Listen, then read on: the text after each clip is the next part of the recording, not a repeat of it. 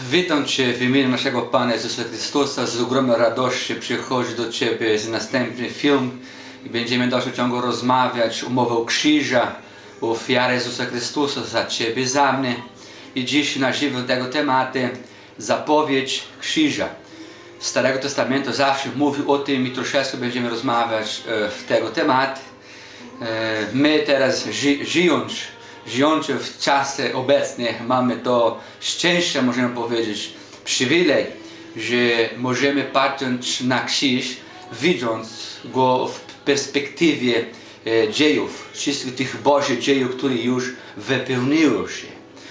Ale pierwsi uczniowie Chrystusa nie byli tak uprzywilejowani, nie mieli tego przywileju.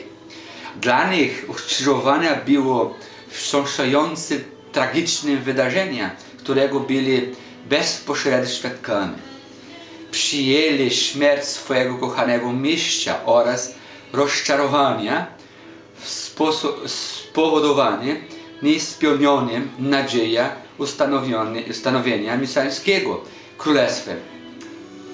Bo mieli po prostu inne oczekiwania. Myśleli, że przychodzi wielki król i będzie rządził jako król Izraela, moc, władza polityczna i tak dalej.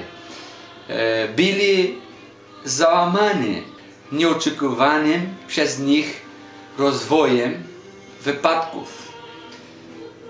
Kiepskim ich misja i triumfem wrogów.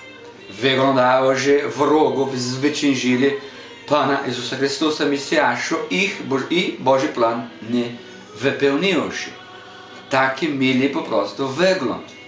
Dopiero później, gdy Chrystus okazał im się jako zmartwychwstały, po zmartwychwstaniu zaczęli pojmować dosłownie, że Stary Testament wskazywał na krzyż i Królestwo Boże.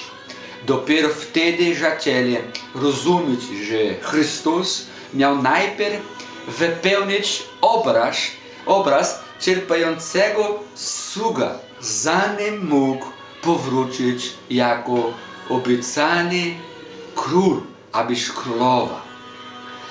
Zmartwychwstały Jezus Chrystus wytłumaczył swoim zdumionym uczniom, w jaki sposób krzyż stanowi część Bożego planu zbawienia. Moje zbawienie, Twoje zbawienie, zbawienie każdego człowieka, który wierzy. Najpierw wskazywał na swoje rany, potem powiedział, to jest napisane w Ewangelii Łukasza 24, werset 44.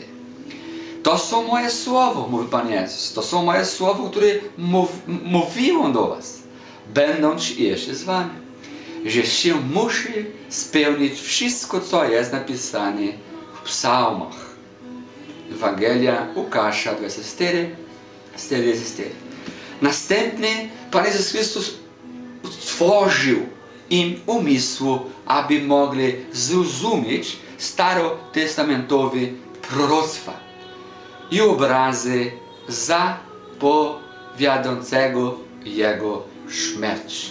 Starego Testamentu często mówił o ofiarach Jezusa Chrystusa, że wszystko, co miało wydarzyć się, bardzo dużo proroctwo o Mesjaszu już wypełniło się.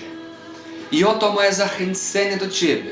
Pismo Święte jest prawda. Ewangelia przynosi Ci światłość. Ewangelia Jezusa Chrystusa, mowa o krzyża, mowa o skrzyżowaniu Jezusa Chrystusa przynosi dla Ciebie zbawienie. I wystarczy Ty, jeżeli jeszcze tego nie robił, wystarczy pokutować swoim grzechu, wystarczy uwierzyć, że Jezus Chrystus już przyszedł w ciele, jako człowiek umarł na krzyżu za Twoje i za nasze grzechy, pokutować grzech Bogu, przyjmować Jezusa Chrystusa swego Pana i Zbawiciela, jako gospodarza swego życia i zbawiony będziesz. I będziesz żył wiecznie w Bożej obecności. Życia wiecznego ma na myśli przede wszystkim, Bóg ma na myśli, kiedy mówi, dam Ci życie wieczne, że Ty będziesz żył z Chrystusem. z Boga Ojcem, Synem i Duchem Świętym wieczność na ich obecność. Wieczność spędzenia czasu z Bogiem. I to jest Boże powołanie dla każdego człowieka, który chce uwierzyć i przyjmować Jezusa Chrystusa jak swego Pana i Zbawiciela. Zachęcam Cię, niech Duch Święty w dalszym ciągu dotyka Twojego serca. Przyjmuj Jezus i bądź błogosławiony w imieniu Boga żywego, Pana Jezusa Chrystusa. Amen.